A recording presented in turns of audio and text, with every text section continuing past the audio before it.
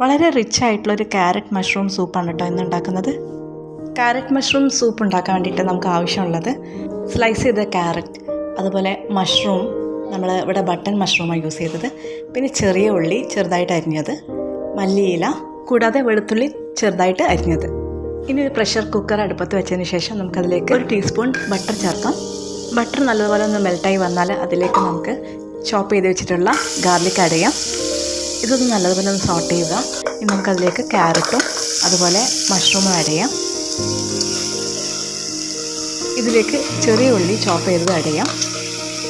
എല്ലാം നല്ലതുപോലെ മിക്സ് ചെയ്യാം. ഇനി ഇതിലേക്ക് ആവശ്യത്തിനുള്ള ഉപ്പ് ചേർക്കാം.